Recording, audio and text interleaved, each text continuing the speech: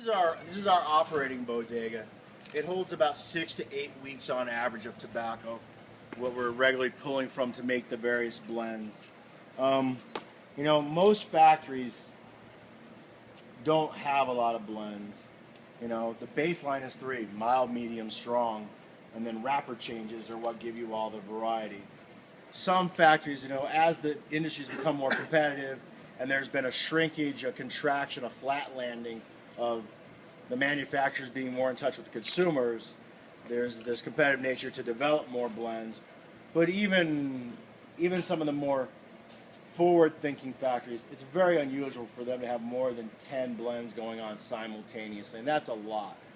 In an average day on the factory floor here, we will typically have somewhere around 45 to 50 blends being made simultaneously.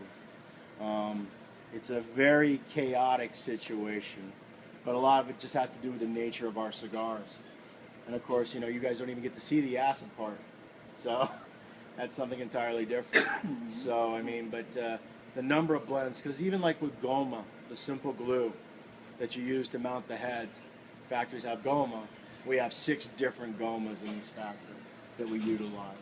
Some with sweet tips, some that are double sweet, some that are extra strength to try to hold the Maduro wrappers on. So even that we have to make difficult. We're very good at taking a very simple thing and making it as complex and just as difficult as possible.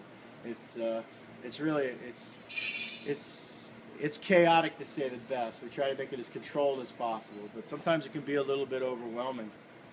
Somebody was asking me about the Liebermans. Who asked me what you did? We don't. I'm just going to repeat this for those that didn't hear me. We bunch all of our cigars by hand, 100%, with the exception of a few Liebermans that are still on the floor. When John originally began, he was using some Liebermans early on. The people that are using the Liebermans are employees that have been here since like 2002. And they've been loyal employees and they've been good workers. So we let them make some Fuma grade bundle product in those Liebermans. But we don't make any of what we would consider our premium products. Even our LVHs aren't made on the Liebermans. It's mostly like Blue Ribbon and stuff like that. I was watching them do that. There was some short fill, there was 2 binders. Right. Then it went into the press. Right, goes into the Lieberman. And that's pretty much how almost literally 98% of cigars in the Dominican Republic are made on Liebermans. And the truth is, a Telscum, it's also called a Telscum, you can actually get a very consistent bunch out of those machines. It's kind of like my Nespresso maker. I don't know, you guys all know what an espresso maker is? You hit the little button and it makes a really good cup of espresso. Probably better than 95% of the espresso I get. But if someone really knows what they're doing and they have a really good machine and they really know how somebody can make a better espresso than my Nespresso machine. And it's the same thing with a Lieberman. You can make a very nice high quality bunch out of a Lieberman, but ultimately you can't make a cigar that feels like one of these Ligas where it feels incredibly firm, but yet you get that really open draw. It's just physically not possible because you're completely disconnected from the tobacco. You just have an idea as to, you lay your leaves in appropriately, you position your tobacco appropriately, and you just kind of look down there and say, oh, it needs a little more, it needs a little less, it needs a little of that. But ultimately, you're disconnected from having that bunch in your hand and getting the feel for it. So, yes, can you get a very consistent cigar out of it? Absolutely. But you can't get a really super, in my opinion. Will it sometimes happen? Absolutely. And look, Davidoff is very good at it. Davidoff, when they operate the Liebermans, they do it at a step above everybody else. But, everybody has their own opinion of these things. I kind of feel like it's cheating a little bit.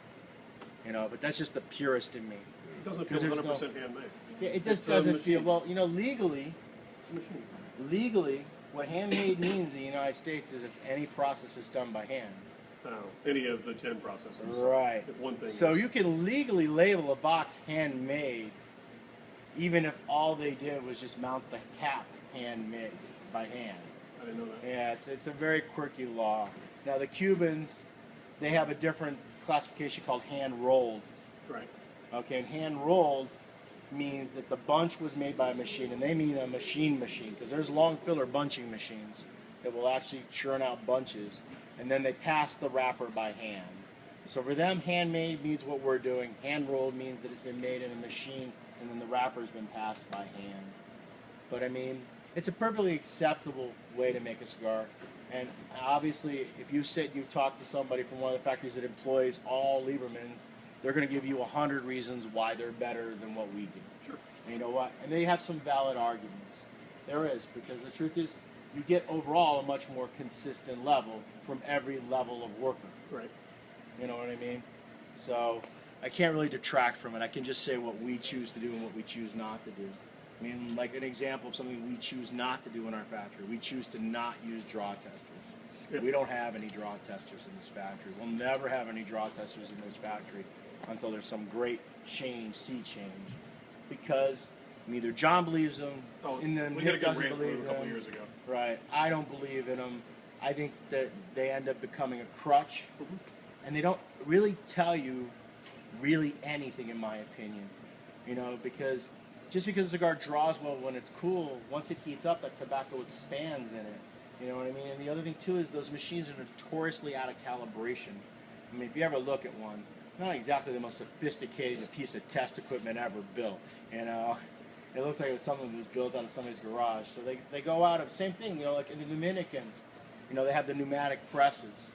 And a lot of other factories use them, right, the automated pneumatic presses. The reason they use them is A, they're quicker, and B, they press much harder. So it cuts down your duration in the molds. My issue is that after a while they start to leak.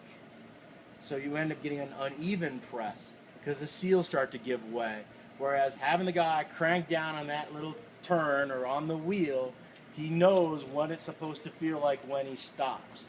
You know what I mean? Rather than them just hitting the press button and release the press button. They're disconnected from how it's supposed to feel, in my opinion.